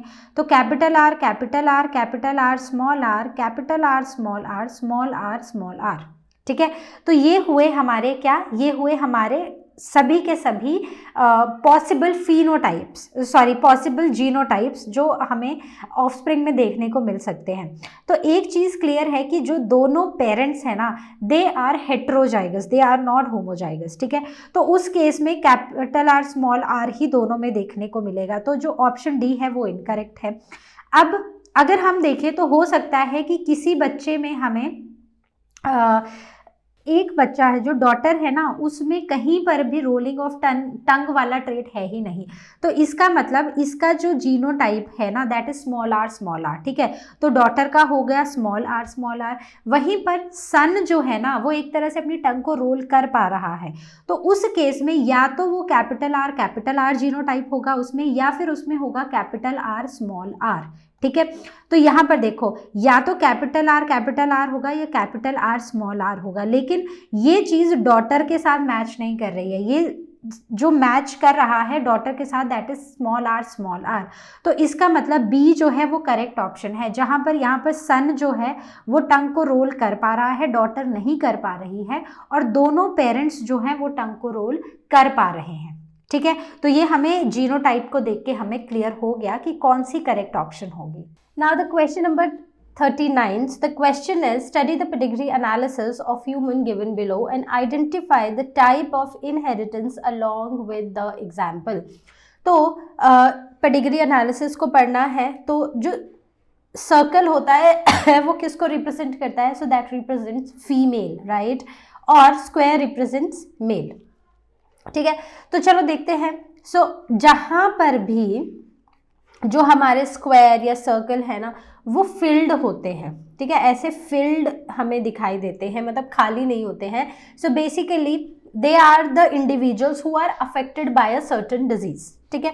तो इसमें ये हमारे फिल्ड हैं, तो ये वो इंडिविजुअल्स हैं जो इस फैमिली में अफेक्टेड है, राइट। तो अगर हम देखें तो यहाँ पर एक मदर है जिसको कोई बीमारी है, वो शादी करती है एक जिससे वो शादी करती है that is a normal male, ठीक है। अब जब उनके बच्चे होते हैं, so out of all the 4 children एक बेटा और एक बेटी जो है वो सेम डिजीज से अफेक्टेड है, ठीक है। तो इससे एक चीज़ तो क्लियर हो गई कि एक मेल अफेक्टेड, एक सन अफेक्टेड है और एक डॉटर है, ठीक है। इससे एक बात क्लियर हुई कि ये कहीं से भी सेक्स लिंक्ड डिसऑर्डर नहीं है, राइट। तो ये दोनों ऑप्शंस हो जाती हैं ख़त्म, ओके। अब उसके बाद ये जो फीमेल है, ठीक है, ये मैरी करती है एक नॉर्मल मेल को, तो इनके 3 बच्चे होते हैं जिसमें से एक डॉटर जो है वो अफेक्टेड होती है सेम डिजीज से, ठीक है। तो अगेन ये एक ऐसा डिसऑर्डर है जो पास तो हो रहा है लेकिन सब बच्चों में नहीं जा रहा है। तो इसका मतलब कि ये एक रिसेसिव डिसऑर्डर है। तो what kind of a disorder it is an autosomal so it is an autosomal recessive disorder, ठीक है। तो एज पर द क्वेश्चन हमारा यही ऑप्शन सही रहेगा, क्योंकि सिकल सेल अनीमिया भी एक कैसा डिसऑर्डर है, सो it is a disorder in which is autosomal recessive disorder, ठीक है। So the correct option over here will be option C. Now the question number 40, the possibility of blood groups of children in a family where father is heterozygote with blood group A. तो इसका मतलब है जो father है ना उसका जो blood group है दैट इज A और वो हेट्रोजाइगोट है, तो उसका जो जीनोटाइप हुआ that is capital I A small I, ठीक है। वहीं पर अगर हम मदर की बात करें तो वो भी हेट्रोजाइगोट है जिसका ब्लड ग्रुप है B, so capital I B और स्मॉल आई, ठीक है। तो ये हुए दोनों के जीनोटाइप्स, राइट। अब उसके बाद हमें ये बताना है कि उनके जो बच्चे हैं ना उनके पॉसिबल ब्लड ग्रुप्स क्या हैं। तो यहाँ से जो गैमीट्स आए वो है capital I small I, capital I B small I, ठीक है। तो ये हो गए गैमीट्स। तो अब क्या है possible gametes, so that is capital I A capital I B, ठीक है। दूसरा कैपिटल आई ए और स्मॉल आई, यहाँ से कैपिटल आई बी और स्मॉल आई, और जो लास्ट है दैट इज स्मॉल आई। तो ये जो इंडिविजुअल है इसका ब्लड ग्रुप क्या होगा, क्योंकि ये दोनों ही ये क्या शो करते हैं कोडोमिनेंस, और दोनों ही डोमिनेंट हैं, ठीक है। तो यहाँ पर कोडोमिनेंस होगी तो यहाँ पर ब्लड ग्रुप होगा ए बी। इसके केस में स्मॉल आई जो होता है वो रिसेसिव होता है, सो यहाँ पर ब्लड ग्रुप होगा ए, इसके केस में ब्लड ग्रुप होगा बी, और इनके केस में दोनों ही रिसेसिव हैं, रिसेसिव अलील्स हैं, तो यहाँ पर ब्लड ग्रुप होगा ओ, ठीक है। तो एक तरह से जो बच्चा है ना उसका ब्लड ग्रुप क्या हो सकता है, ए बी भी हो सकता है, ए भी हो सकता है, बी भी हो सकता है और ओ भी हो सकता है, मतलब चारों में से कोई सा भी ब्लड ग्रुप हो सकता है। तो the correct option here is option D. Question number 41. So the question says the correct statement with respect to thalassemia in humans is, तो ये जो थैलेसीमिया है ना ये एक ब्लड रिलेटेड डिसऑर्डर है, ठीक है। ये एक ऑटोजोमल रिसेसिव डिसऑर्डर है। तो इसमें क्या होता है कि एक इंसान जो होता है ना उसकी हीमोग्लोबिन चेन ही नहीं बनती है, म्यूटेशन हो जाती है जीन में और हीमोग्लोबिन की चेन नहीं बनती है। अब उसमें भी दो तरह के थैलेसीमिया होते हैं, एक अल्फा होता है और एक बीटा होता है। अगर अल्फा चेन अफेक्टेड है तो अल्फा थैलेसीमिया होगा, और बीटा चेन अफेक्टेड है हीमोग्लोबिन की तो बीटा थैलेसीमिया होगा, और ऐसे पेशेंट्स को अनीमिया होने के चांसेस बहुत ज़्यादा होते हैं, ठीक है। तो alpha thalassaemia is controlled by single gene HBB, so no, beta thalassaemia is controlled by single gene that is HBB, ठीक है। तो ये ऑप्शन हुआ गलत। B statement says the gene for alpha thalassemia is located on chromosome 16, so that is true। जो alpha वाला जो thalassaemia है उसमें क्या होती हैं, उसमें दो जीन्स जो होते हैं जो वो उसको कंट्रोल करते हैं, और ये जो जीन्स होते हैं ये क्रोमोसोम नंबर 16 पे होते हैं। तो इससे हमें अपना करेक्ट ऑप्शन मिल चुका है, that is option B. C statement पढ़ लेते हैं। Beta thalassaemia is controlled by two closely linked genes that is HbA1 and HbA2। तो ये बात है गलत, क्योंकि यहाँ पर बीटा की जगह अगर अल्फा होता तो ये बात सही होती, तो ये ऑप्शन भी हुआ गलत। Then in beta thalassaemia the production of alpha globin chain is affected, no, beta thalassaemia में बीटा ग्लोबिन चेन जो है वही अफेक्टेड होती है। So this statement is also incorrect, so the correct option over here is option B. Now question number 42. So the question says a region of coding strand of DNA has the following nucleotide sequence, ठीक है। तो ये DNA का coding strand है, ठीक है। तो हमें बताना है द सीक्वेंस ऑफ बेसिस और mRNA transcribed by this would be. तो इससे जो हमें mRNA वाला जो सीक्वेंस मिलेगा, ठीक है, जो ट्रांसक्राइब्ड mRNA मिलेगा वो उसका सीक्वेंस क्या होगा। तो पहली बात कि ये कौन सा है, this is the coding strand, और कोडिंग स्ट्रैंड से कभी भी mRNA नहीं बनता है। कोडिंग स्ट्रैंड से नहीं, किससे बनता है, इसके टेम्पलेट स्ट्रैंड से। तो सबसे पहले तो यहाँ पर इसका एक टेम्पलेट स्ट्रैंड बना दो, ठीक है। तो ये हो गया कोडिंग स्ट्रैंड। अब इसका टेम्पलेट स्ट्रैंड क्या रहेगा, सो C G G C G T और A। तो अब ये वो टेम्पलेट स्ट्रैंड है जिससे हमें mRNA मिलेगा, ठीक है। तो इट विल बी 5' to 3', तो A will pair with U, T will pair with A, ठीक है, तो जहां पर भी T आना था वहां पर mRNA के केस में U आएगा, राइट, तो यूरेसिल आएगा, C, G, C, C और G, ठीक है, तो sorry, so this is going to be the correct option. तो कौन सी हुई वो correct option? So that will be UACGCCG, so A will be the correct option, ठीक है।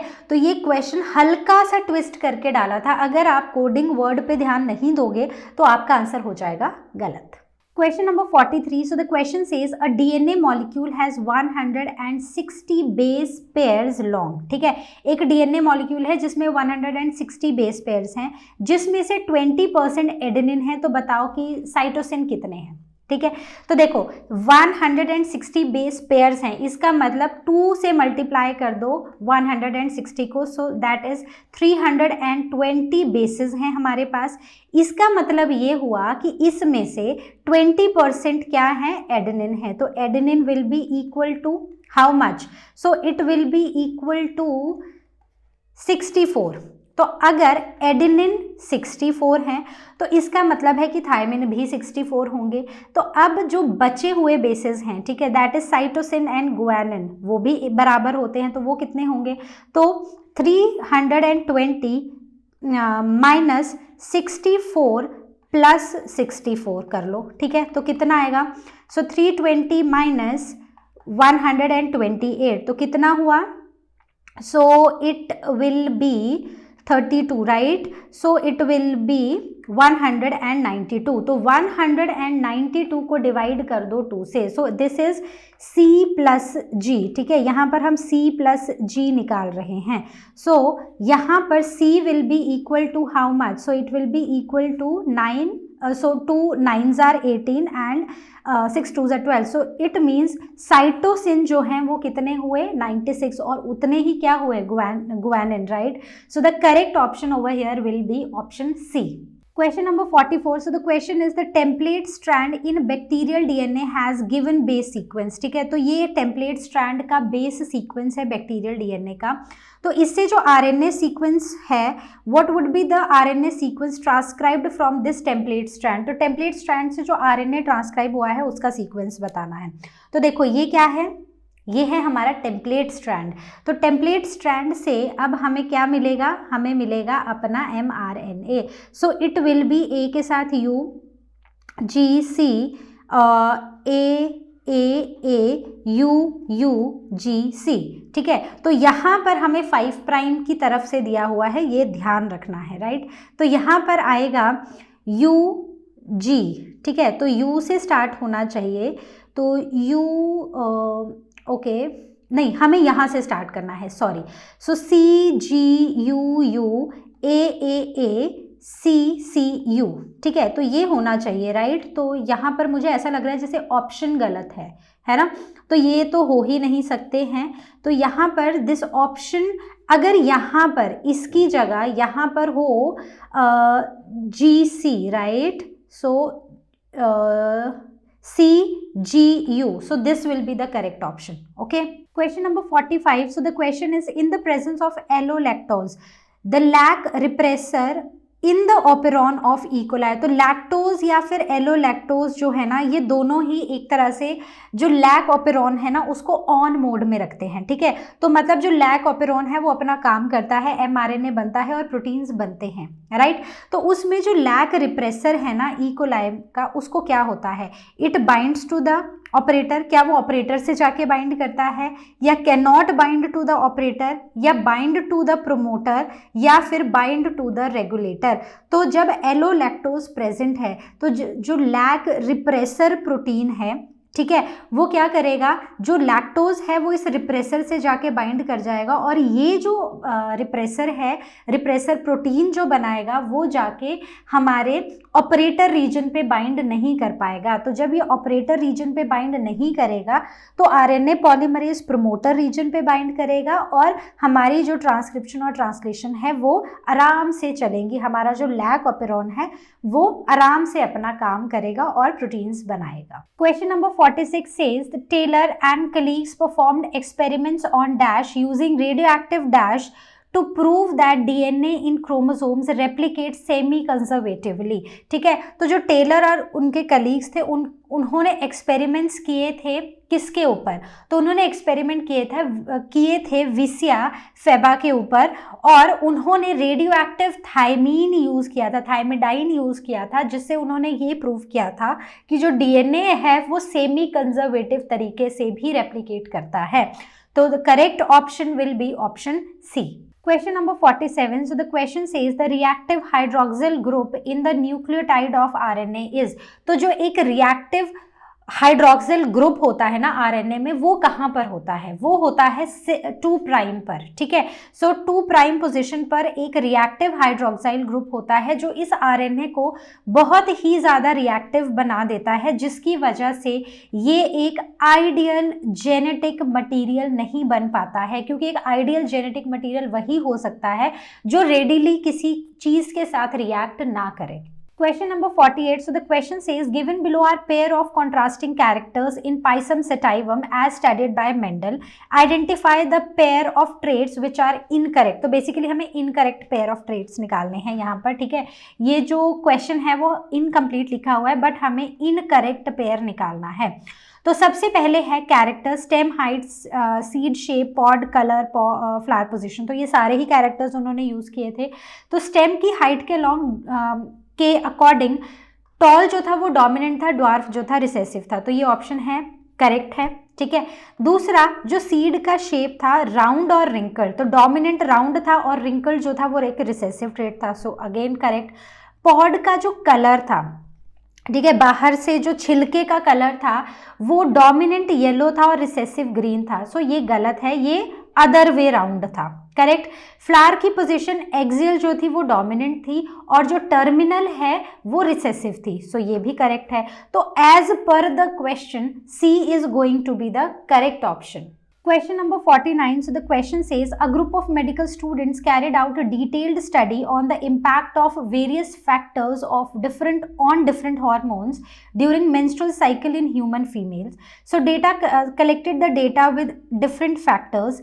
Given below is a graph plotted from data collected showing the morning temperature and the concentration of hormones FSH, LH, estrogen and progesterone during menstrual cycle in a woman. So study the graph and answer the questions that follows. Now the question number 49. So the question is in early morning recording of temperature in the graph during actual menstruation and during ovulation respectively are.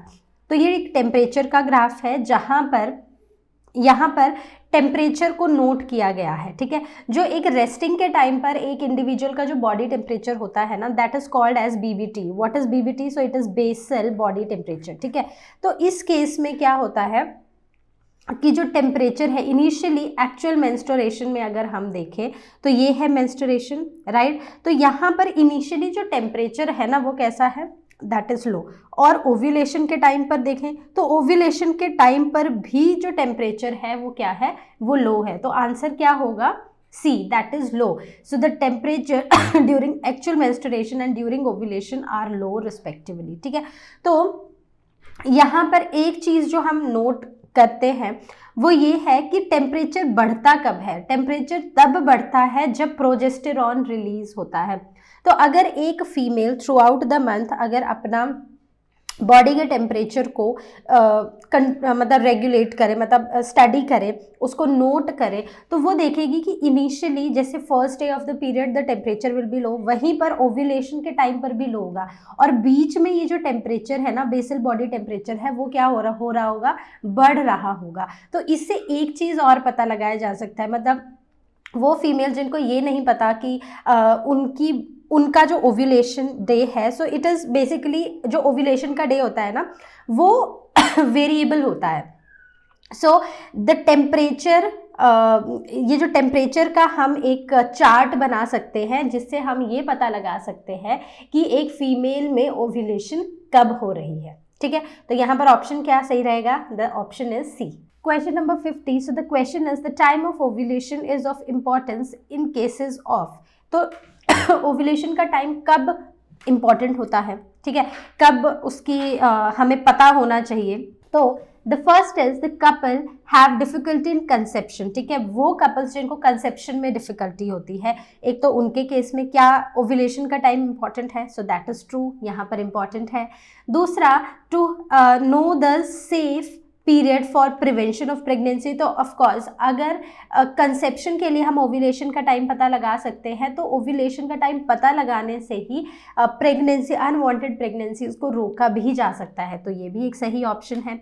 Then to inhibit the process of ovulation, ovulation का जो process है उसको inhibit करने के लिए तो नहीं, हम जो ओव्यूलेशन का टाइम है उसको हम ओव्यूलेशन के प्रोसेस को इनहिबिट करने के लिए यूजुअली कभी भी यूज़ नहीं करते हैं। Then to stimulate ovarian follicular development, so this is also wrong, ठीक है। So the correct statements over here are statement number 1 and 2, तो देखो कहाँ पर है, so the correct option will be option C. एक तो उन कपल्स के लिए ज़रूरी है जो कंसीव करना चाहते हैं और नहीं कर पा रहे हैं, ठीक है, क्योंकि सबसे ज़्यादा प्रेग्नेंट होने के चांसेस ही ओव्यूलेशन के टाइम होते हैं।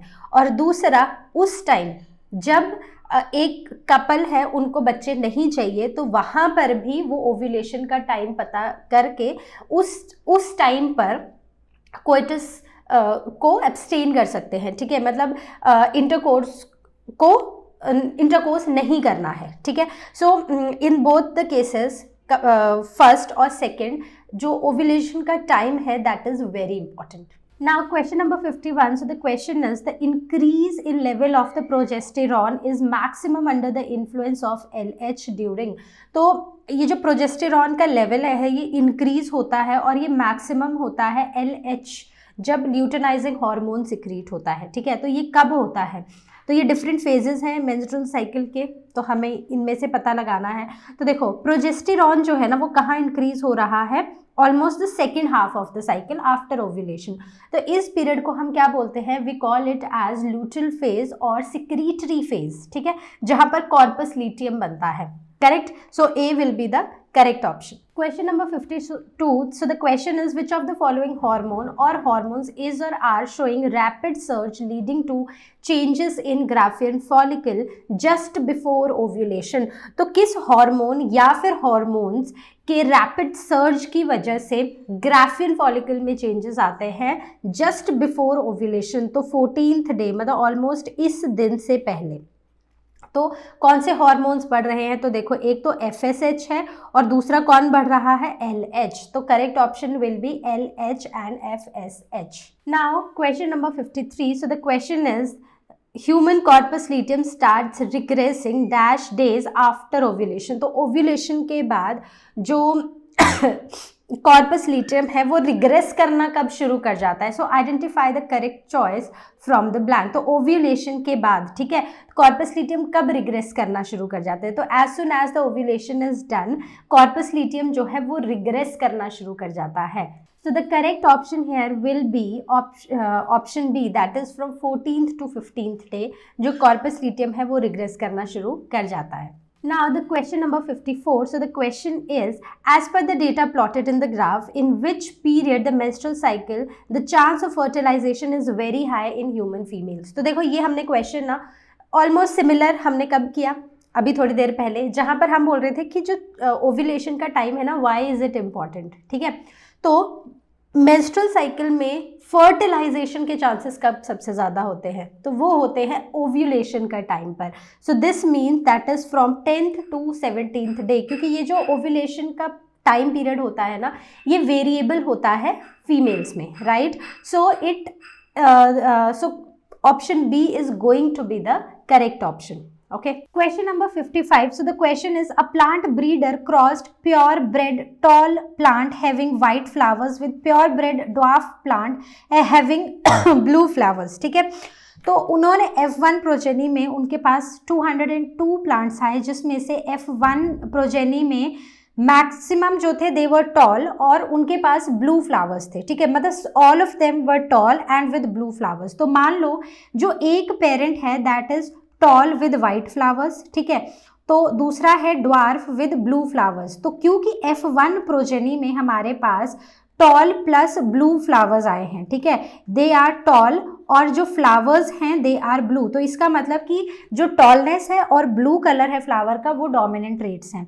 तो F1 में 202 हैं, ठीक है। उन्होंने ये देखा कि जब उन्होंने सेल्फिंग की तो उनके पास 2160 प्लांट्स आ गए F2 जनरेशन में। तो हमें बताना है कि approximately how many of these are short likely to be short and blue. तो हमें क्या करना पड़ेगा, हमें करना पड़ेगा एक क्रॉस F2 जनरेशन के लिए, ठीक है। तो हम यहाँ पर क्या करेंगे, हम यहाँ पर एक पिनेट स्क्वायर बनाएंगे, ओके। तो ये पिनेट स्क्वायर हमने बनाया। सो क्या क्या हमारे पास गैमीट्स रहेंगे, so capital T capital B capital T small b, ठीक है, और small t capital B small t small b। तो दोनों में क्योंकि हम F1 की सेल्फिंग करा रहे हैं तो दोनों के केस में जो हमारे गैमीट्स हैं वो सेम ही रहेंगे। तो यहाँ पर देखो क्या प्रोजेनी आएंगे, so capital T capital T capital B capital B, ठीक है, कैपिटल T। अब जल्दी से आप मेरे साथ साथ ये F1 के सारे जीनोटाइप्स बनाइए, ओके। तो अब अगर हमें शॉर्ट एंड ब्लू फ्लावर्स चाहिए तो मतलब कि हमारा जो जीनोटाइप है वो क्या क्या हो सकता है, capital T sorry small t ही होना चाहिए, ठीक है, और कैपिटल B भी हो सकता है, small t capital B small b भी हो सकता है। तो अब हम इस कॉम्बिनेशन के लिए देखेंगे, ठीक है। तो कितने कॉम्बिनेशन है इनमें से, सो स्मॉल t कहाँ पर है, देखो स्मॉल t सिर्फ यहाँ पर है, तो ये शॉर्ट एंड ब्लू फ्लावर्स हो सकते हैं, ये भी शॉर्ट एंड ब्लू हो सकते हैं और ये भी। तो मतलब आउट ऑफ 16 3 जो है ना वो कैसे होंगे, they will be short with blue flowers, ठीक है। तो मान लो इसमें से x नंबर जो थे दे वर शॉर्ट विद ब्लू फ्लावर्स। तो यहाँ से हम 3/16 करके ये जो नंबर ऑफ प्लांट्स हैं इनसे अब हम अपना आंसर निकाल सकते हैं। तो जल्दी से ये आंसर अब आप निकालिए, कितना होगा ये आंसर और मुझे कमेंट सेक्शन में ज़रूर बताइए। तो मेरा जो आंसर आया है that is option B, that is 405। Question number 56. So the question is, given below is a karyotype of human fetus obtained for screening to find any probable genetic disorder. Based on the karyotype, the chromosomal disorder detected by unborn fetus and consequent symptoms child may suffer from. तो ये हमें karyotype दिया गया है, ठीक है। तो इसमें देखो ध्यान से देखो तो सब कुछ नॉर्मल है, सारे ऑटोजोम्स नॉर्मल है, सिर्फ यहाँ पर जो सेकेंड सेक्स क्रोमोजोम है ना वही एब्सेंट है, ठीक है। तो देखते हैं करेक्ट ऑप्शन क्या होगा। Now first is Turner syndrome. तो सबसे पहली बात कि ये एक सेक्स लिंक्ड डिसऑर्डर है, ठीक है, सेक्स लिंक्ड डिजीज है। तो अगर हम यहाँ पर देखें तो जो डाउन सिंड्रोम है ना, it is due to what, due to extra copy of 21st chromosome, ठीक है। तो इसका मतलब है कि डी ऑप्शन हमारा गलत है। अब एक बात, इवन बी भी गलत है। अब एक बात तो क्लियर है कि जो ऑप्शन सही है वो टर्नर सिंड्रोम है। अब इसके सिम्टम्स आपको बताने हैं। तो सिम्टम क्या है, sterile ovarian short stature, so that is right, ठीक है। जो फीमेल्स टर्नर सिंड्रोम जिनको होता है वो उनकी ओवरी स्टेराइल होती हैं और they have a short stature, ठीक है। So I hope the question is clear. Question number 57.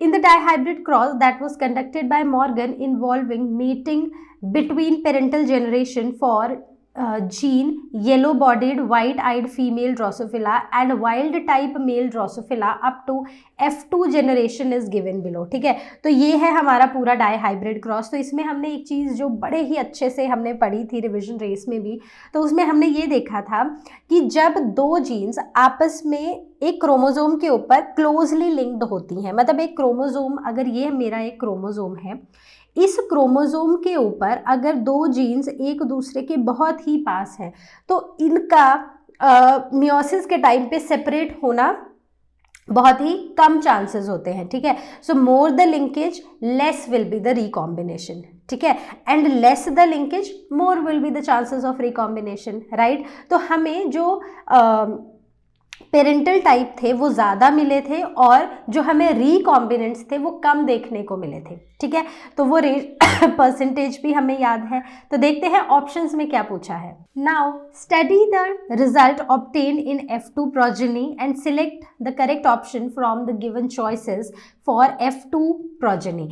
तो सबसे पहले कि हमें जस्ट रिकॉल, हमने पढ़ा था कि जो पेरेंटल कॉम्बिनेशंस थे, ठीक है, वो बहुत ज़्यादा थे, राइट तो जो पेरेंटल कॉम्बिनेशंस थे वो बहुत ज़्यादा थे, तो हमारे पास 98.7% जो थे वो पेरेंटल कॉम्बिनेशंस आए थे, और जो स्ट्रेंथ थी लिंकेज की वो बहुत ज़्यादा हाई थी। ये तभी पॉसिबल है जब जीन्स एक क्रोमोसोम पर क्लोजली लिंक्ड होंगे। अगर वो दूर दूर होंगे तो रिकॉम्बिनेशन के चांसेस ज़्यादा होंगे, लेकिन जब वो क्लोजली लिंक्ड होंगे तो रिकॉम्बिनेशन के चांसेस कम होंगे। तो यहाँ पर जो मॉर्गन का एक्सपेरिमेंट था वो काफ़ी डिफरेंट आया। इवन अगर हम बात करते हैं मेंडल की, तो मेंडल का डाई हाइब्रिड का रेशो 9:3:3:1 था, बट मॉर्गन के अकॉर्डिंग ऐसा कुछ नहीं था। वो डिपेंड करता है कि एक क्रोमोसोम के ऊपर जीन्स जो है वो कितने पास हैं या फिर कितने दूर हैं, मतलब डिस्टेंस क्या है, ठीक है। So over here the correct option will be option C.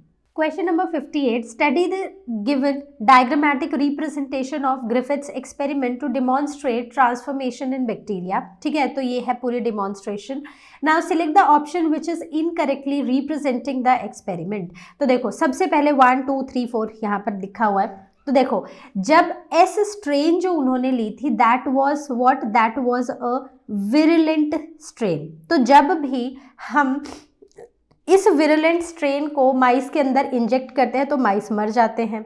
तो इसका मतलब कि ये जो ऑप्शन है वो सही है, ठीक है, ये वाला जो एक्सपेरिमेंट है वो सही है। दूसरा आर स्ट्रेन जो थी that was non virulent strain, ठीक है। कैसी स्ट्रेन? नॉन विरुलेंट, ठीक है। जब नॉन विरुलेंट स्ट्रेन को हम माइस के अंदर इंजेक्ट करते हैं तो माइस जिंदा बच जाते हैं, सो दैट इज ट्रू। उसके बाद next is S strain heat killed. जब heat killed S strain bacteria को हम माइस के अंदर डालते हैं तो माइस मरते नहीं हैं पर माइस जिंदा रहते हैं, ठीक है। तो ये ऑप्शन मतलब ये वाली जो डेमोन्स्ट्रेशन है ये एक तरह से गलत है। Next is heat killed R strain plus S strain live. तो जब हम हीट किल्ड एस स्ट्रेन को डालेंगे और एस स्ट्रेन को लाइव भी डालेंगे माइस के अंदर तो माइस क्या करेंगे? माइस जिएंगे कि मर जाएंगे? सो दे विल डाई, क्योंकि एस स्ट्रेन क्या है? S strain is a virulent strain. तो जब भी ये माइस के अंदर जाएगा तो माइस क्या होंगे? ये माइस में डिजीज कॉज करेगा और माइस मर जाएंगे। लेकिन जब हम हीट किल्ड एस स्ट्रेन डालते हैं तो यहाँ पर इसकी जो विरुलेंस है वो खत्म हो जाती है, जिसकी वजह से माइस जिंदा रह जाते हैं। तो according to this third and fourth are incorrect. So यहाँ पर सी हमारा सही ऑप्शन होगा। Question number 59. So the question is, which one of the following diagram correctly represents DNA replication in eukaryotes? तो eukaryotes में DNA replication को कौन correctly represent कर रहा है? तो एक चीज़ जो हमें बहुत अच्छे से पता है दैट इज एक बनेगा हमारा लीडिंग स्ट्रैंड, राइट, और एक हमारा बनेगा लैगिंग स्ट्रैंड, ठीक है। तो लीडिंग जो है वो कॉन्टिन्यूस होगा और लैगिंग जो है वो ऐसे फ्रेगमेंट्स में होगा। तो इसके अकॉर्डिंग ये वाली जो दोनों ऑप्शंस हैं ये तो हो गई हमारी इनकरेक्ट। अब जब रेप्लिकेशन फोक बनती है so that is a Y shaped fork, ठीक है। तो यहाँ पर जब भी डीएनए की सिंथेसिस होगी वो होगी फ्रॉम 5 प्राइम टू 3 प्राइम, है ना। तो अगर इसका ये 3 प्राइम है तो ये वाला 5 प्राइम हुआ। सो दिस मीन्स ये वाला जो स्ट्रैंड है वो एक लीडिंग स्ट्रैंड होगा और दूसरा जो स्ट्रैंड है वो फ्रेगमेंट्स में बनेगा और बाद में इन फ्रेगमेंट्स को डीएनए लाइगेज ज्वाइन करेगा। So over here the correct option is going to be option A. Question number 60. So the question is, in the given figure of translation machinery of eukaryotes, select correct labelings 1, 2, 3 and 4. ठीक है, तो 1 कहाँ है? ये वाला 1 है। तो ये क्या है? ये एक अमाइनो एसिड की चेन है जिसे हम क्या बोलते हैं? We call it as polypeptide chain, ठीक है। तो देखो कहाँ पर है पॉलीपेप्टाइड? तो सी में है। तो इसका मतलब है कि बाकी सारे ऑप्शंस इनकरेक्ट है, लेकिन हमें क्या करना है? हमें बाकियों को भी चेक करना है। सेकेंड कहाँ पर है? ये what is it? It is a large सब यूनिट ऑफ राइबोसोम, तो दैट इज करेक्ट। थर्ड क्या है? ये है हमारा 3 प्राइम एंड mRNA का, तो ये क्या हुआ? 5 prime end, so 5 prime end of mRNA, so that is true. Then the fourth one is this is what? This is tRNA which is carrying a complementary sequence and an amino acid along, ठीक है। तो this is what? This is tRNA, so the correct option will be option C. तो I hope जितने भी questions हमने आज discuss किए हैं फ्रॉम टर्म 1 ईयर 2022 वो आपको हुए होंगे एकदम क्रिस्टल क्लियर। तो आपने देखा क्वेश्चंस जो थे वो बहुत ही सिंपल थे, हल्के सा ट्विस्ट जो था वो कुछ क्वेश्चंस में डाला गया था। तो आई होप ये क्वेश्चंस क्लियर हैं। अब हम मिलेंगे अगली वीडियो में जहां पर हम डिस्कस करेंगे अपने टर्म 2 के क्वेश्चंस को। So till then you take care and as you all know लर्नो हाउ फ्री है पर बेस्ट है।